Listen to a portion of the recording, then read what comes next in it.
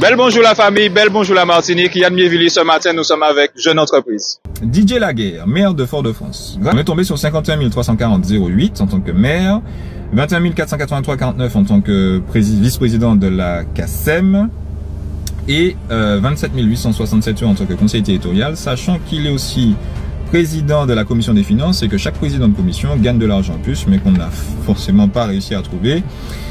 Donc, ce qui nous fait un montant estimé de 100 690,52 € pour un montant mensuel de 8 390. Alors, mon parcours est un parcours assez typique de la jeunesse martiniquaise. Je suis parti très tôt vers la France parce que j'avais besoin de me former, j'avais besoin un peu de retrouver une volonté de faire quelque chose de ma vie.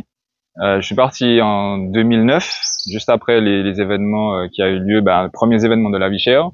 Et en fait, cette vie là-bas m'a montré les différences qu'il y a entre ce qui se passe en France et puis les actions qui se passent en Martinique. Le coût de la vie, la facilité de pouvoir se mouvoir, la diversité au niveau de la pensée qu'on avait sur le territoire. Et puis, bien sûr, la question du racisme aussi s'est portée. 2015, je rentre en Martinique.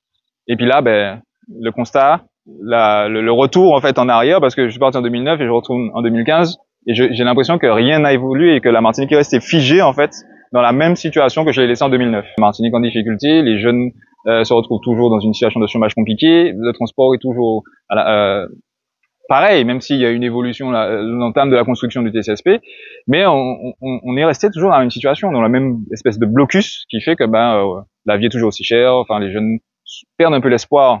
Et là, je me suis dit bon, il faut faire quelque chose.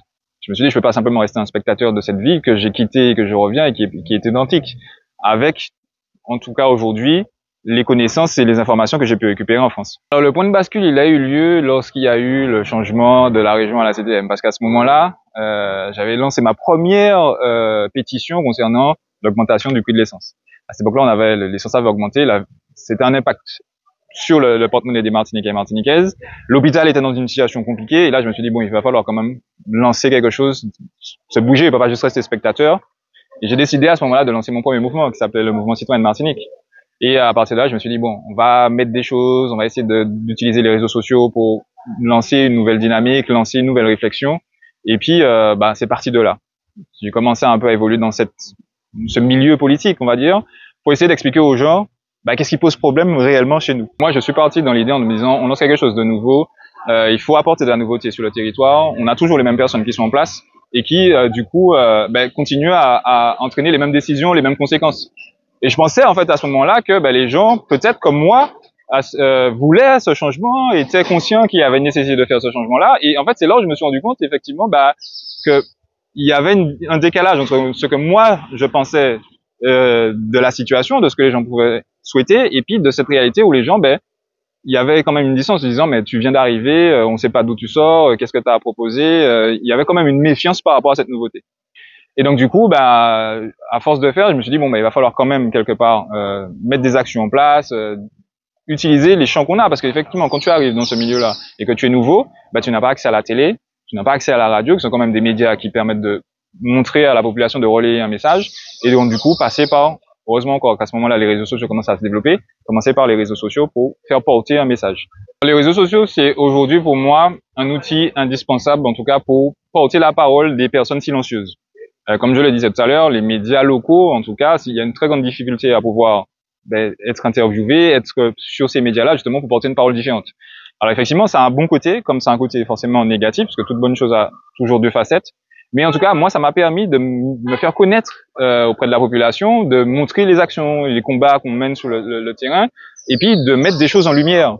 Aujourd'hui, c'est grâce en grande partie aux réseaux sociaux que j'ai cette notoriété, si je puis dire ça comme ça, que les gens me connaissent mon action, me contactent pour me féliciter et me dire de continuer ce travail qui est fait. Et pour moi, ça me permet aussi de comprendre qu'en fait, il y avait des informations que les gens avaient besoin d'avoir et qui n'étaient pas forcément accessibles dans le courant normal. Ce qui m'anime aujourd'hui, c'est en fait ce que j'ai compris au travers de ces 6 ans, parce que ça fait pas très longtemps non plus que je suis dedans, c'est qu'il faut expliquer aux gens les choses. Et j'ai compris qu'en expliquant, qu'en montrant, les gens commencent mieux à comprendre le fonctionnement des choses.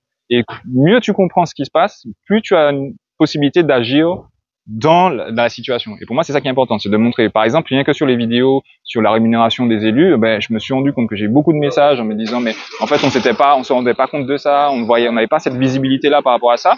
Et que du coup, ben, ça a permis aux gens de simplement se rendre compte que, par exemple, sur le combat de la vie chère, pourquoi il y avait un décalage entre ce que la population qui est la plus démunie, je dirais, se va dans la rue et se bat, et puis face aux politiques qui étaient silencieux.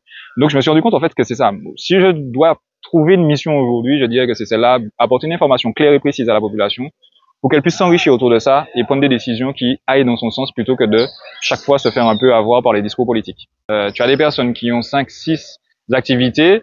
Comment tu veux quelque part que ces personnes-là puissent répondre concrètement à des difficultés du territoire? Comment derrière ces personnes-là peuvent comprendre ce qu'une personne ou un jeune au SMIC arrive à des difficultés à pouvoir s'en sortir? Comment il peut essayer de trouver un logement quand on lui dit mais tu gagnes pas assez? Et on a des personnes qui sont totalement déconnectées de la vie du Martiniquais lambda et qui aujourd'hui prennent des décisions qui ne sont pas en accord avec ce qui est en train de se passer. Et donc voilà, moi je suis tombé des nues comme tous ceux qui ont regardé la vidéo, et ça se voit des fois sur mon expression, mais parce que en même temps que je dis ça, je me rends compte de la situation et je me dis mais c'est pas possible d'avancer, et il faut vraiment, à ce moment-là, ça m'a encouragé encore plus à me dire ce que tu fais là, il faut que tu continues à le faire parce que c'est comme ça qu'on va ouvrir nos yeux et c'est comme ça qu'on va comprendre comment on va pouvoir changer les choses en Martinique. Alors moralement, la question c'est est-ce que ça se justifie? Est-ce que un élu peut avoir autant d'activités pour lui tout seul? C'est-à-dire, est-ce qu'il y a suffisamment de temps dans une semaine, d'heures pour consacrer un temps essentiel au fonctionnement des administrations? Est-ce que on peut se poser la question de savoir si un maire, finalement, est-ce que 20 heures ça suffit pour gérer une mairie? Et à ce moment-là, utiliser du temps pour faire autre chose. Moi, je ne pense pas. Je pense qu'aujourd'hui, vu la situation du territoire, on a besoin de personnes qui se consacrent 100% à leur activité. Mais on voit bien qu'on a des personnes qui aujourd'hui se disent il y a moyen de, donc je le fais. Oui, si on devait faire un classement, je pense que Justin Pamphile est en tête de celui-là au travers de toutes les activités en plus de son mandat de maire. Et puis derrière, on avait le maire du Lamentin qui lui aussi en avait quelques-uns. Et puis je pense qu'il serait nécessaire pour permettre aux Martiniquais de mieux comprendre l'ensemble des activités qu'ont en tout cas aujourd'hui les élus, de faire un tableau, et je pense que je le ferai par la suite. Merci à Jeune Entreprise pour cette interview, et puis je vous dis à très vite la famille pour un prochain Un jour un élu.